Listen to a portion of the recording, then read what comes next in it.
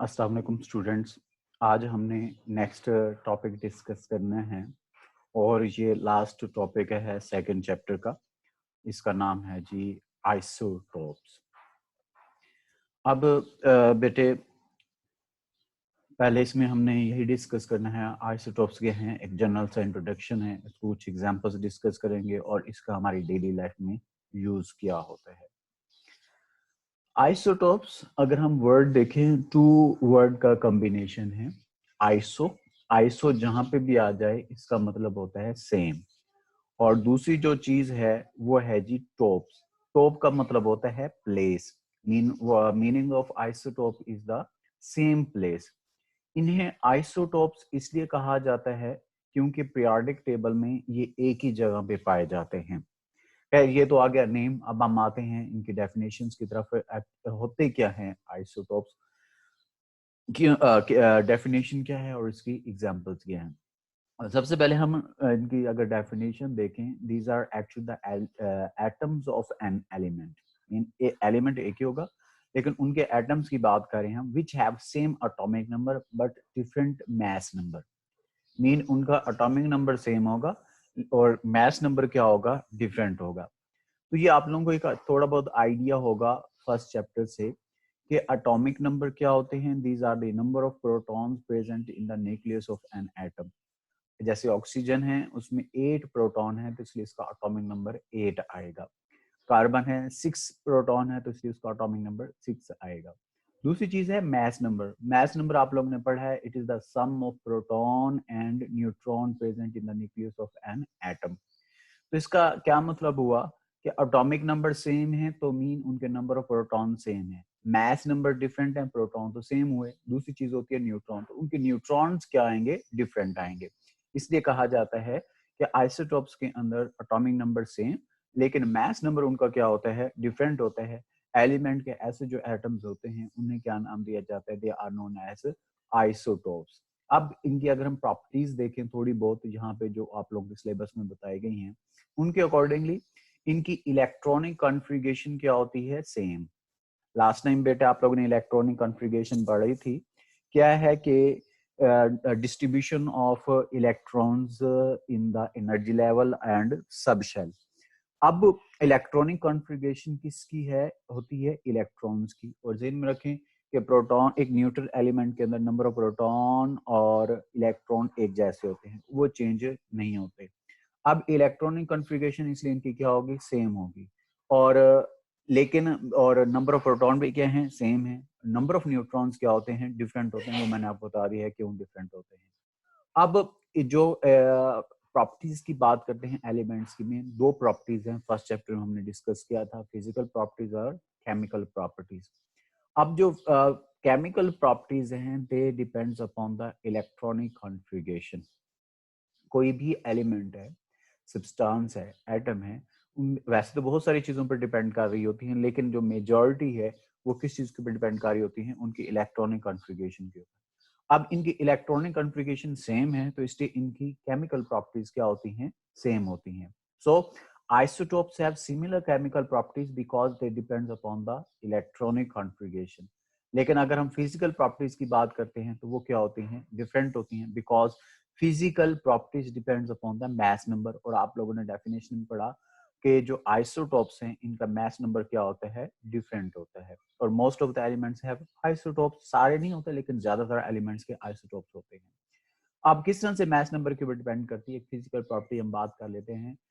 एक एलिमेंट है, उसके बात कर लेते हैं डेंसिटी के ऊपर। डेंसिटी किस चीज पर डिपेंड करती है, डेंसिटी क्या है, it is the ratio between mass over volume. तो मीन जितना मास ज्यादा होता जाएगा उसकी उतनी डेंसिटी क्या होती जाएगी, ज्यादा। तो अब वो उसके ऊपर डिपेंड कर रही है, जिनका एटॉमिक मास ज्यादा होगा, मीन मास नंबर ज्यादा होगा, उनकी डेंसिटी क्या होगी, ज्यादा होगी। तो इसी तरह जैसे जैसे मास नंबर बढ़ता जाता है उसमें उसमें क्या कह सकते हैं कि मेल्टिंग पॉइंट और बॉइलिंग पॉइंट में भी क्या आता जाता है, फर्क आता जाता है। तो ये सारी क्या हैं, फिजिकल प्रॉपर्टीज हैं।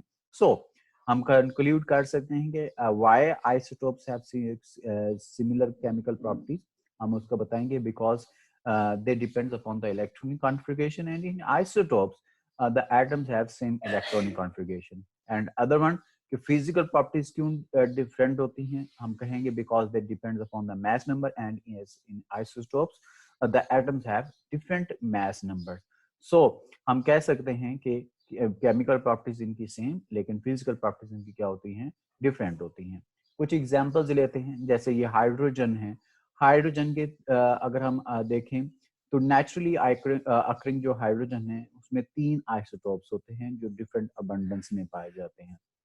उनमें अगर हम नेम देखें हाइड्रोजन के आइसोटोप्स में, एक प्रोटियम है, दूसरा ड्यूट्रियम है और तीसरे को क्या नाम दिया जाता है, ट्रिटियम कहा जाता है। ये 3 आइसोटोप्स होते हैं हाइड्रोजन के, protium, deuterium and tritium. And each one of them has 1 proton and 1 electron. ये number of proton और number of electron same होते हैं, वो मैंने आपको बता दी है, लेकिन जो number of neutrons हैं वो क्या होंगे, different होंगे। So they have number of neutrons, mean उनके number of neutrons क्या होंगे, different होंगे। Example लेते हैं, अगर इनको रिप्रेजेंट देखें, जैसे मेरे पास प्रोटियम है, इसमें आप देख रहे हैं एटॉमिक नंबर भी एक है और मास नंबर भी एक है। Atomic number mean number of proton भी एक है, mass number mean number of proton plus number of neutron. अब नंबर ऑफ प्रोटॉन एक है, न्यूट्रॉन कोई नहीं होता, इसलिए इसका मास नंबर भी क्या आएगा, 1 रहेगा। जैसे ये फॉर एग्जांपल है, हम न्यूक्लियस लेते हैं इसका, इसमें आप लोगों को प्रोटॉन एक नजर आ रहा है, न्यूट्रॉन इसके अंदर कोई नहीं है, इसलिए हाइड्रोजन का सॉरी प्रोटियम का मास नंबर भी क्या आएगा, 1 आएगा। लेकिन इसमें क्योंकि एक ही शेल होता है, उसमें एक ही इलेक्ट्रॉन क्या कर रहा होता है, रिवॉल्व कर रहा होता है। तो प्रोटियम के अंदर प्रोटॉन एक, इलेक्ट्रॉन भी एक, लेकिन न्यूट्रॉन कोई नहीं होता, इसलिए इसका एटॉमिक नंबर भी 1 है और मास नंबर भी 1 है। सेकंड देखते हैं, दैट इज ड्यूट्रियम। इसका मास नंबर ऊपर जो आप मेंशन किया है नंबर 2, इसका मास नंबर है, नीचे जो मेंशन किया जाता है वो ऑलवेज एलिमेंट्स का या एटम का क्या होता है, एटॉमिक नंबर है। तो इसमें अगर हम देखें, प्रोटॉन भी एक है, न्यूट्रॉन भी एक है। तो प्रोटॉन एक है तो इसलिए एटॉमिक नंबर 1 है, न्यूट्रॉन भी एक है, proton plus number of neutron 2 हो गए, इसलिए इसका मास नंबर क्या आएगा, 2 आएगा। और लेकिन इलेक्ट्रॉन क्या रहता है, इसका एक ही रहता है। ट्रिटियम में आ जाए, यहाँ पे आप लोगों को मास नंबर 3 नजर आ रहा है और एटॉमिक नंबर 1 नजर आ रहा है। इसमें देखें तो प्रोटॉन एक है, न्यूट्रॉन 2 है और इलेक्ट्रॉन क्या रहता है, एक ही रहता है। तो हम कंक्लूड करते हैं इन तीनों एग्जाम्पल से, क्या कंक्लूजन निकलती है कि न्यूट्रॉन से नंबर डिफरेंट है, डिफरेंट होने की वजह से इसलिए इनका मास नंबर भी क्या है, डिफरेंट है। लेकिन प्रोटॉन के नंबर तीनों में एक जैसे हैं, वेरिएबल नहीं है, सेम है। जब अगर सेम है तो इसलिए तीनों का एटॉमिक नंबर एक ही रहेगा, दैट इज 1। इसी तरह आइसोटोप्स ऑफ कार्बन लेते हैं। आपको पता है कि कार्बन में 2 स्टेबल, वैसे तो 3 है, कार्बन 12 है, कार्बन 13 है और ये स्टेबल हैं। और एक बेटे इसके अंदर क्या आ जाता है, रेडियो एक्टिव। रेडियो एक्टिव कौन से होते हैं, जो रेडिएशंस अमिट करते रहते हैं, नेचुरली रेडिएशंस निकालते रहते हैं, उन्हें रेडियो एक्टिव आइसोटोप्स कहा जाता है, जिसमें कार्बन 14 आ जाता है। इनमें हम देखते हैं तो स्टेबल 2 हैं, कार्बन 12 और कार्बन 13, लेकिन कार्बन 14 क्या आ जाता है, आइसोटोप रेडियो एक्टिव आइसोटोप्स है। हम कह सकते हैं कि isotopes of carbon are 3, carbon 12, carbon 13, carbon 14। और इसमें से कार्बन 12 जो है सबसे ज्यादा पाया जाता है, इसकी अबंडेंस देखें दैट इज ऑलमोस्ट 98.9%, मीन इस हमारे इन्वायरमेंट में सबसे ज्यादा इसकी अबंडेंस है।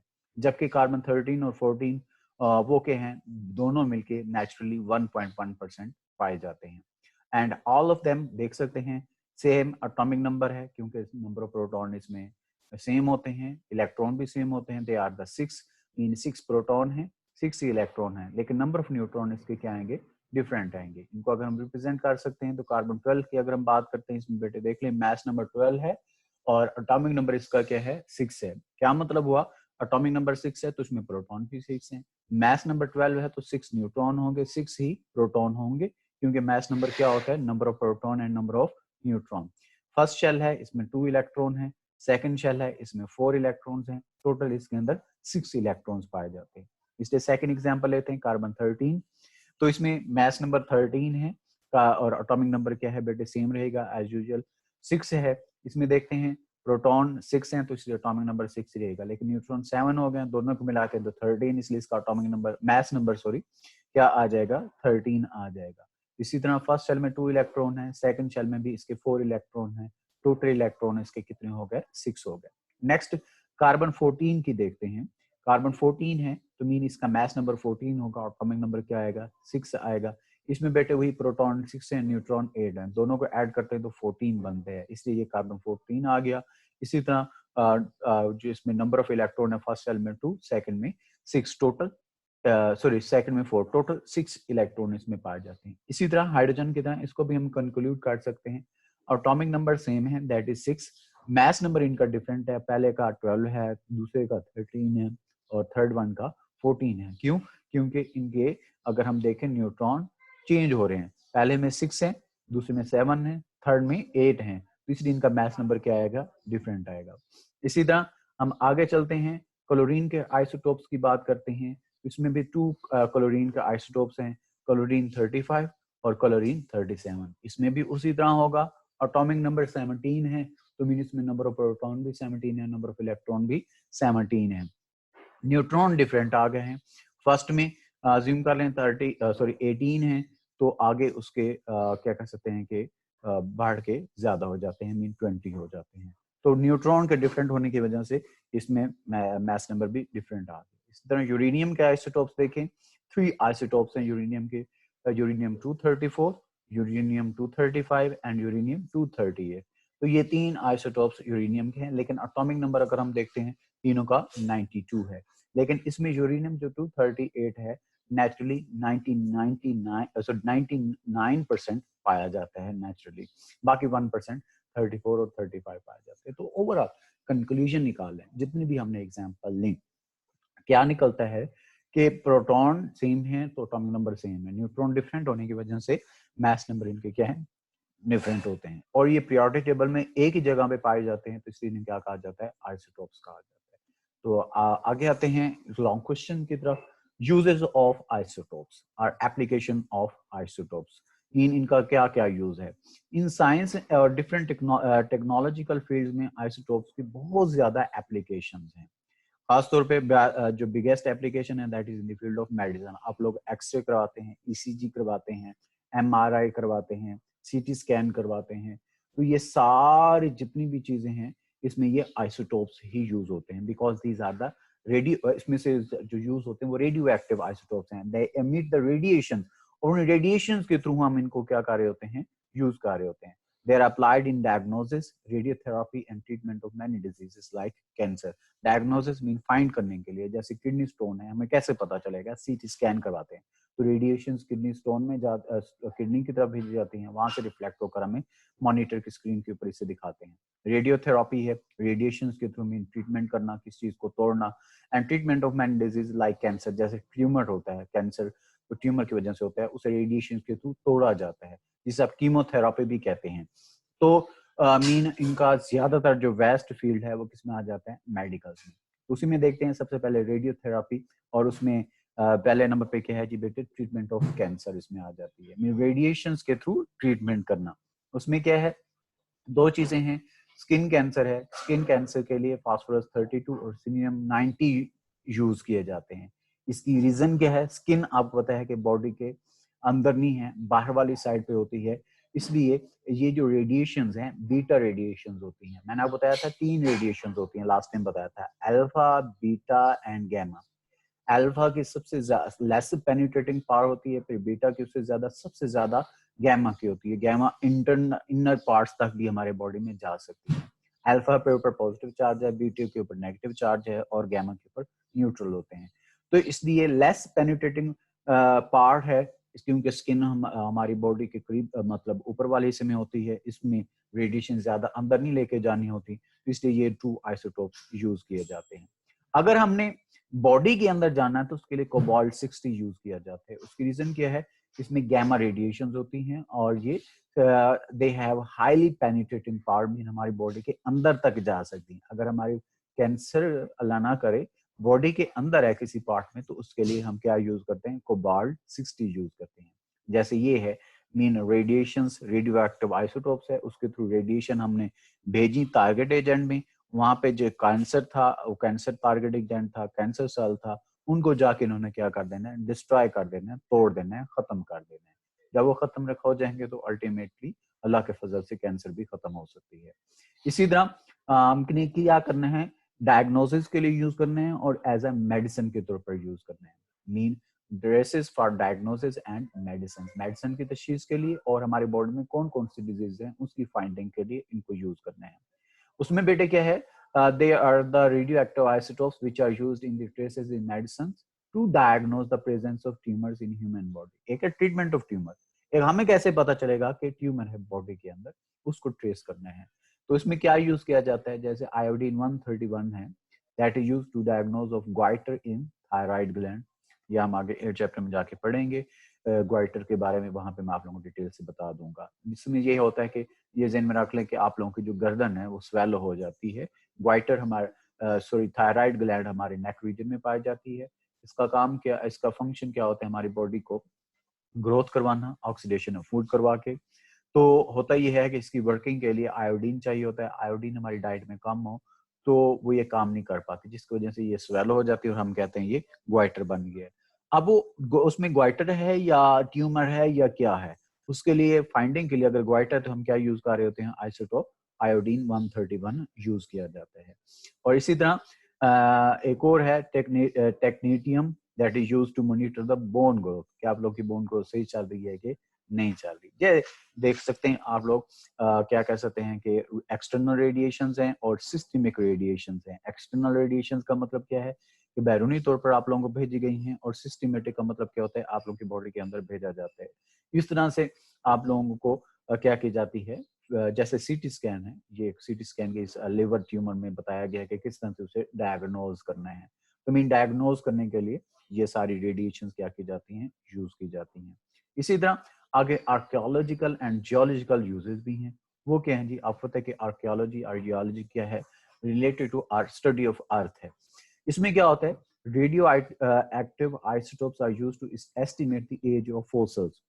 अब देखिए, आप लोगों ने पढ़ा कि इंसानों के आने से पहले 2000 years ago, मीन इंसान इस दुनिया में आया नहीं था, उससे 2000 साल पहले डायनासोर खत्म हो चुके थे।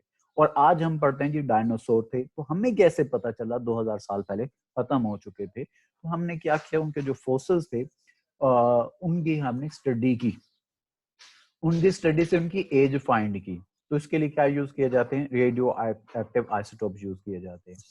The age determination of very old object that based on the half life of radioactive isotopes and which is known as radioactive isotopes dating। क्या होती है वो मैं आपको समझा देता हूँ, हाफ लाइफ या कार्बन डेटिंग क्या है। That is known as also carbon dating। इसमें क्या होता है, it is the important method of age determination of old carbon containing objects mean fossils by measuring radioactivity of carbon 14 in them। इसको क्या कहा जाता है, रेडियो कार्बन डेटिंग और सिंपली कार्बन डेटिंग कहते हैं। शुरू में बेटे मैंने बताया था कार्बन के 3 आइसोटोप्स हैं, कार्बन 12, कार्बन 13 एंड कार्बन 14। 12 और 13 स्टेबल हैं, कार्बन 14 क्या होता है, रेडियो एक्टिव है, मीन ये रेडिएशन निकालता रहता है। अब बेटे होता ये है, हमारी बॉडी में ज्यादातर जो कार्बन होता है वो कार्बन 14 होता है, जो हम फोटोसिंथेसिस से प्लांट्स लेते हैं ग्लूकोज की फॉर्म में, और उसको हम दोबारा प्लांट्स को खा के अपनी बॉडी में लेके आते हैं। तो जितने भी रेडियो एक्टिव आइसोटोप्स होते हैं उनकी एक स्पेसिफिक लाइफ होती है। उसमें से ये किया जाता है, उसमें मीन उन्हें पता होता है 1 करोड़ साल तक या 1 मिलियन 10 मिलियन ईयर्स तक या 200 मिलियन ईयर्स तक इतनी रेडिएशंस निकालेगा। हम क्या करते हैं, उस आइसोटोप को सॉरी फॉसिल्स को लेते हैं, उसमें से कार्बन 14 निकालते हैं, कार्बन 14 में से फिर देखते हैं कितनी रेडिएशंस निकल गई हैं। हमें पता है कि फॉर एग्जांपल कार्बन 14 है जी, अज्यूम कर लें 1 मिलियन ईयर में 100 रेडिएशंस एमिट करते हैं। मैं जस्ट फर्जी एग्जांपल दे रहा हूँ आप लोगों को समझाने के लिए, कॉम्प्लेक्स नहीं कर रहा इसे। तो हम क्या करेंगे, हम कहते हैं जी कार्बन 14 है वो 100 रेडिएशन निकालता है आफ्टर 1 मिलियन ईयर्स। तो हमें पता चला जी इसमें से 200 रेडिएशन निकल गई हैं, तो हम कहेंगे कि इसकी एज कितनी है जी, 2 मिलियन ईयर्स है। इस प्रोसेस को क्या कहा जाता है, कार्बन डेटिंग। ये देख लें कि किस तरह से होता है। कार्बन 14 जो है एटमॉस्फेयर में प्रोड्यूस हुई, फिर कार्बन 14 को ऑक्सीडाइज किया फ्रॉम कार्बन डाइऑक्साइड प्लांट्स ने, जब फोटोसिंथेसिस कर रहे होते हैं। आपको पता है कि जब फोटोसिंथेसिस होती है तो कार्बन डाइऑक्साइड प्लांट्स कंज्यूम करते हैं। That carbon oxide is consumed by plants in photosynthesis and और फिर कहाँ पे आ जाती है, प्लांट्स अपने टिश्यू में ले लेते हैं। और most of carbon is absorb by question, वो अनदर से है। फिर एनिमल्स क्या काम करते हैं, प्लांट्स को खाते हैं, जब उन प्लांट्स को काटते हैं कार्बन 14 उनकी बॉडी में चली जाती है। जब एक एनिमल मरता है, मेटाबॉलिज्म स्टार्ट होता है, डिकम्पोजिशन होती है। जब डिकम्पोजिशन होती है तो कार्बन 14 क्या करना शुरू कर देता है, डिकम्पोज होना शुरू हो जाता है, मीन रेडिएशंस निकालना शुरू हो जाता है, और निकाल कर किस में चेंज हो जाता है, नाइट्रोजन 14 के अंदर। फिर हम देखते हैं कि जब ये हम कितने टाइम में कार्बन 14 नाइट्रोजन 14 में चेंज हो रहा है, इसकी स्पेसिफिक एज होती है। हम देखेंगे अगर फोसल्स निकाल के उसमें कितना कार्बन 14 रह गई है और कितना नाइट्रोजन 14 के अंदर चेंज हो गया है, उससे हमें आइडिया हो जाएगा कि इस फोसल की एज क्या है। क्योंकि मैंने बताया कि रेडिएशंस को अमिट होने में टाइम लगता है, और हर आइसोटोप के जो रेडिएशन है उसका एक स्पेसिफिक टाइम होता है। तो इस तरह से हम उनकी एज भी फाइंड कर सकते हैं। आगे बेटे हमने केमिकल रिएक्शन और उसका स्ट्रक्चर डिटरमाइन करना है इसके through. So the radio isotopes are used in chemical reaction to follow radioactive element during reaction, ultimately determine the structure. अब जैसे फॉर एग्जांपल है carbon 14 is used to label carbon dioxide, as carbon dioxide is used by plants for photosynthesis to form glucose, and its movement is detected through the various intermediate steps up to glucose. अब देखें बेटे हमें कैसे पता चला कि plants में leaves में फोटोसिंथेसिस हुई, लीव से स्टेम में गई, स्टेम से रूट्स में गई। तो हम क्या काम करते हैं, उसमें से इसी कार्बन जो 14 है उसको आइडेंटिफाई करते हैं, जो कार्बन डाइऑक्साइड के फॉर्म में प्लांट्स फोटोसिंथेसिस के लिए ले रहे होते हैं। फिर वो कहाँ कहाँ आगे ट्रेवल कर रहा है तो उस रेडिएशन से पता चल जाता है, क्योंकि रेडिएशन ये क्या है, अमिट करते रहते हैं। जैसे फॉर एग्जाम्पल है ये रेडियो एक्टिव कार्बन डाइऑक्साइड है जो एटमॉस्फेयर से कहाँ से ली, प्लांट्स ने एटमॉस्फेयर से प्लांट्स ने ली, प्लांट्स ने फोटोसिंथेसिस किया, फोटोसिंथेसिस जब किया तो ग्लूकोज बनाया, तो कार्बन कार्बन डाइऑक्साइड की फॉर्म में ग्लूकोज में चला गया, तो वो कार्बन 14 है। तो ग्लूकोज कहाँ कहाँ गया, कहाँ कहाँ ट्रेवल किया, तो उसको हम क्या कर सकते हैं, फाइंड कर सकते हैं। ये केमिकल रिएक्शन है मीन फोटोसिंथेसिस का। कार्बन डाइऑक्साइड ली प्लांट्स ने, वाटर लिया, सनलाइट और क्लोरोफिल की हेल्प से इसे किस में कन्वर्ट किया, ग्लूकोज में, और उसके साथ ऑक्सीजन बनी। हमारा कंसर्न किसके साथ है, कार्बन के साथ। तो कार्बन कहाँ कहाँ मूव कर रहा है, वहां में कार्बन 14 से उसकी मूवमेंट को क्या किया जा सकता है, आइडिया लगाया जा सकता है। इस तरह से हम केमिकल रिएक्शन को डिटरमाइन भी कर सकते हैं, उसका स्ट्रक्चर भी देख सकते हैं, और केमिकल रिएक्शन कहाँ कहाँ पे किस तरह से हो रहा है उसको भी फाइंड किया जा सकता है। फिर है सबसे important, that is application in power generation, जिसे आप लोग न्यूक्लियर एनर्जी भी कहते हैं। Radioactive isotopes are used to generate electricity by carrying out controlled nuclear fission reaction in nuclear reaction. What is nuclear fission reaction? Fission का मतलब होता है ब्रेक डाउन होना, मीन किसी एटम के न्यूक्लियस को हमने तोड़ना। जब किसी एटम के न्यूक्लियस को तोड़ा जाता है तो उसमें से ह्यूज अमाउंट ऑफ एनर्जी क्या होती है, रिलीज होती है, and that energy is known as nuclear energy. For example uranium 235 is bombarded with slow moving neutrons, and the uranium nucleus breaks up to produce barium 139 and krypton 94, and 3 neutrons are emitted, and neutrons are the actually energy। जैसे ये reaction है, uranium 235 लिया, इसके ऊपर हमने bombardment की किसकी बेटे, न्यूट्रॉन्स की, ठीक हो गया। न्यूट्रॉन न्यूट्रॉन चार्ज होते हैं और ज्यादातर गैमा रेडिएशंस होती हैं।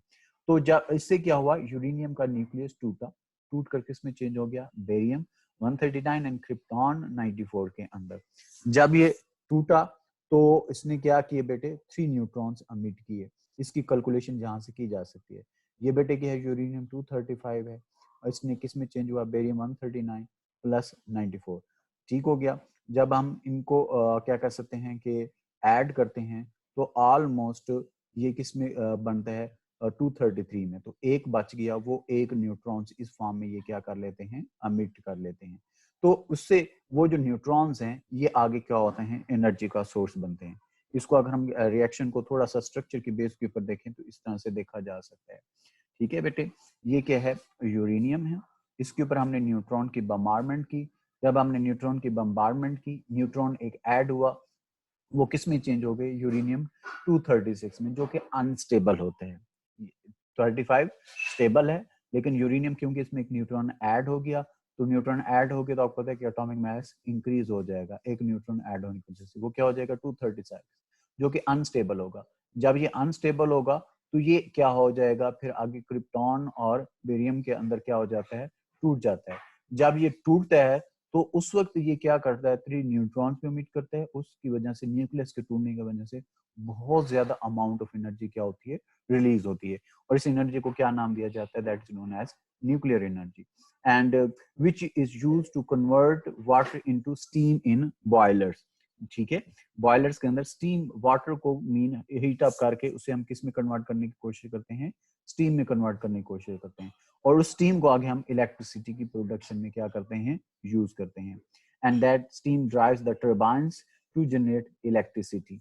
क्यों, फ्यूल जलता है तो उसमें भी एनर्जी प्रोड्यूस होती है, गाड़ी के इंजन में तो इंजन वर्क करता है, उसी तरह से वो स्टीम बनती है, उस स्टीम को क्या किया जाता है, टर्बाइंस को चलाने के लिए यूज किया जाता है, which produce the electricity, and this is the peaceful use of atomic energy for the development of a nation। एक अनपीसफुल भी है, डेंजरस भी है, जिसे हम एटम बम कहते हैं, वो भी इसी रिएक्शन के थ्रू बनाया गया। ये है उसकी मतलब एक स्ट्रक्चर बनाया गया, जस्ट मैंने आप लोगों को दिखाने के लिए क्या होता है। मीन हम क्या करेंगे, रिएक्टर करेंगे, रिएक्टर वेसल में रिएक्शन होगा, वहां से क्या प्रोड्यूस होगी एनर्जी, इस यहाँ पे बेटे क्या होता है, वाटर होता है, उसमें क्या किया जाता है, बॉयल किया जाता है, स्टीम प्रोड्यूस होती है, ये स्टीम क्या कहती है, टर्बाइंस को चलाती है, टर्बाइंस आगे क्या करते हैं, इलेक्ट्रिसिटी प्रोड्यूस करते हैं, ये कंडेंसर होते हैं, जो उसमें से स्टीम है इसको कंडेंस करके वाटर की फॉर्म में, न्यूक्लियर वेस्ट की फॉर्म में इसे क्या कर देते हैं, अमिट कर देते हैं। तो ये बेटे था आज का topic, isotopes and uses of isotopes. Thank you. अब